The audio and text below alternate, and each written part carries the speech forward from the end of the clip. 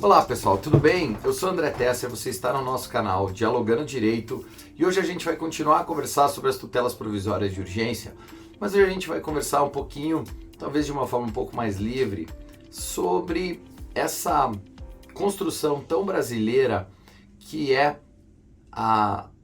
essas duas espécies de tutela provisória de urgência que a gente tradicionalmente conhece e que o legislador acabou positivando no Código de 2015, que é a chamada tutela cautelar e a tutela antecipada. E de como isso se desenvolveu ao longo do processo civil brasileiro. E eu acho que o que é mais importante, bastante significativo de dizer, é que essa construção de tutela cautelar, antecipação e tutela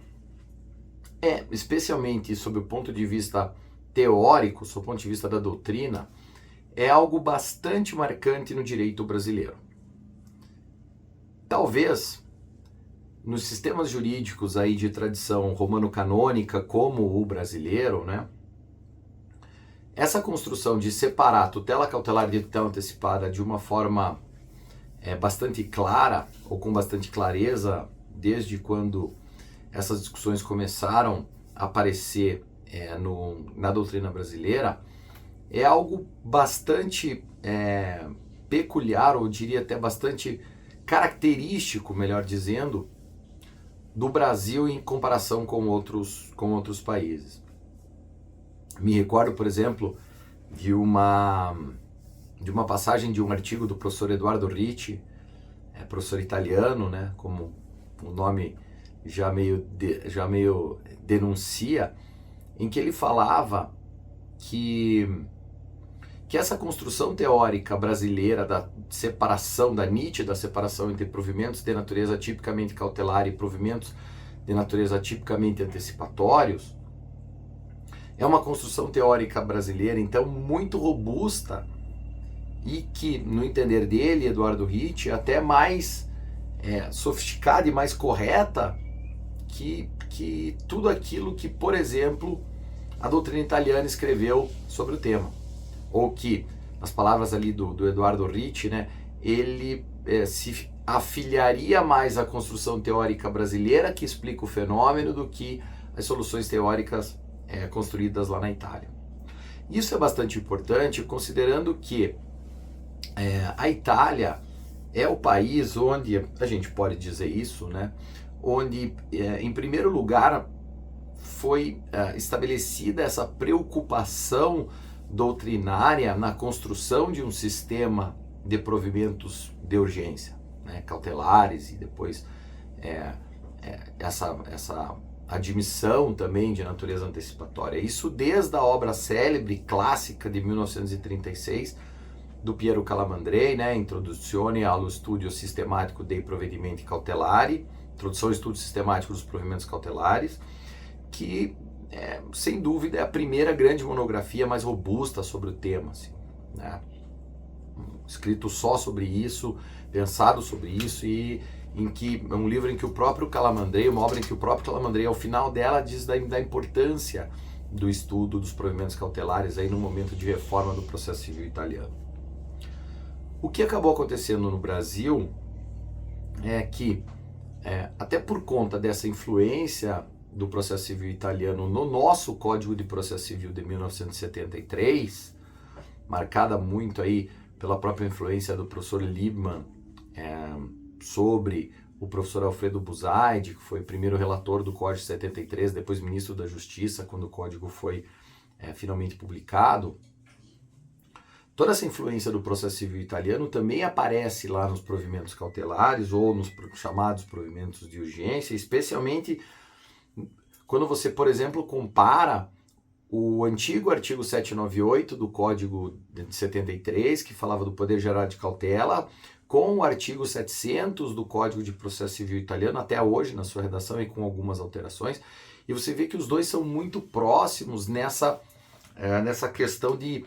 conferir ao juiz uma possibilidade ampla de concessão de medidas de natureza provisória, ainda que elas não tivessem propriamente especificadas como um procedimento específico, então.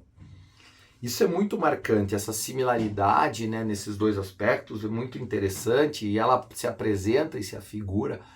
e faz com que a gente consiga enxergar essa aproximação. O que acontece é que, e esse é um fenômeno bastante marcante no direito brasileiro, é que no curso do desenvolvimento do CPC de 73, em 1988 vem a Constituição Federal, e ela obriga uma série de releituras, aí, uma própria redefinição da própria finalidade do processo civil, né? Nesse novo estado de coisas, né? nesse novo modelo de organização estatal e social que a Constituição de 88 promete. Né? Ou como bem diz o professor Daniel Mitidiero, né? No Estado constitucional é necessário reenxergar o papel do Estado Civil, do processo civil, nessa nova configuração, como algo voltado para dar tutela aos direitos. E a partir disso, então, foi preciso repensar uma série de estruturas processuais e é a partir aí da Constituição de 88 que o processo civil brasileiro começa a passar por um processo de reforma mesmo, para essa nova adaptação à ordem constitucional que vem, né? E aí no começo dos anos 90, o professor Luiz Guilherme Marinoni se debruça bastante sobre o tema dos provimentos de urgência, escreve e defende a sua célebre dissertação sobre tutela cautelar e tutela antecipada na PUC de São Paulo, e a partir dali vem a reforma com a Lei 8952 de 1994, que positiva a possibilidade da concessão da tutela antecipada como uma cláusula genérica possível nos processos de conhecimento. E isso vem muito por conta dessa separação e por conta da necessidade do sistema processual brasileiro se completar, permitindo, então, que houvesse decisões liminares, decisões de natureza provisória, portanto, que concedessem não somente uma garantia de uma asseguração do direito, mas a sua própria realização ou satisfação em alguns casos, permitindo então, né, que o juiz de fato pudesse antecipar aquilo que o autor somente teria lá na execução, lá na frente, entregando-lhe desde já o direito material e não guardando isso para somente algumas situações específicas, mas permitindo que isso fosse possível, então, de uma forma mais geral. E é por isso que faz muito sentido dizer que, por exemplo, a tutela antecipada é mais ou menos, né, como nascida de uma costela da tutela cautelar, porque ela vem para preencher de fato um pouco essa lacuna, porque o Código de 73 possuía, né, uma cláusula, uma regra, um dispositivo legal que permitia a concessão de liminares cautelares de natureza geral, lá no artigo 798, aí combinado também com o 799,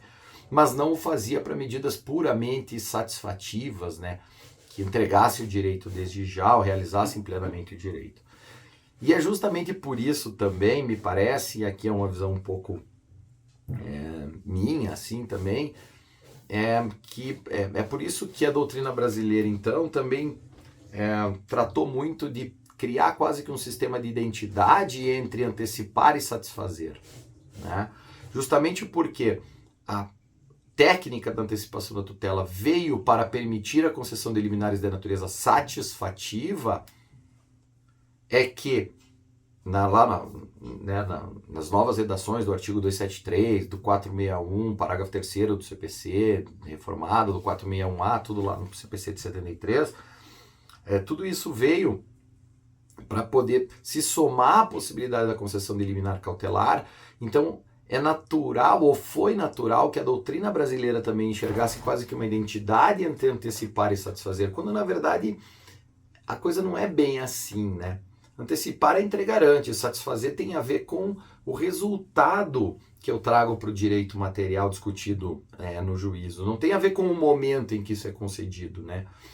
A satisfação do direito pode vir de forma antecipada, mas ela também pode vir lá no final. Da mesma forma como acontece com a tutela cautelar, que pode acontecer desde já com a liminar cautelar, ou pode acontecer, ou pelo menos no Código de 73 era normal que acontecia, pode vir na sentença cautelar. Então essa aparente dicotomia existente entre antecipação e acautelamento, na verdade, é uma dicotomia meio falsa da maneira como a gente trabalhou ela, né? Que eu digo a doutrina brasileira como um todo, ou pelo menos de uma forma geral, salvo algumas vozes aí importantes e dissonantes. Mas o fato é que essa identidade entre antecipação e satisfação se explica historicamente, mas talvez não fizesse mais sentido. E aí o problema é que o legislador de 2015 parece que carimbou isso ao voltar a uma concepção que é bastante calamandriana, é importante dizer isso, é uma construção teórica, pelo menos assim, de que tutela cautelar e tutela antecipada são espécies do gênero tutela de urgência. Essa já era uma ideia lá da própria obra de 1936 do Calamandrei, em algum sentido, e repetisse isso, permitindo, ou talvez dificultando aqui um certo aspecto que a gente pudesse colocar essa discussão num outro patamar, como por exemplo vinha colocando até então o projeto do código quando saiu da Câmara. Mas enfim, tudo isso para dizer o quão peculiar ou quão característica é essa distinção entre tutela cautelar e tutela antecipada na doutrina brasileira, o quanto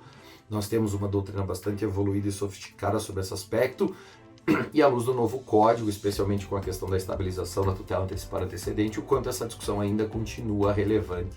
e importante. Tá certo? Espero que vocês tenham gostado. Não esqueçam aí, né, de se inscrever no canal, apertar o sininho aqui para saber que tem vídeo novo subindo, e aí a gente pode continuar dialogando direito. Valeu!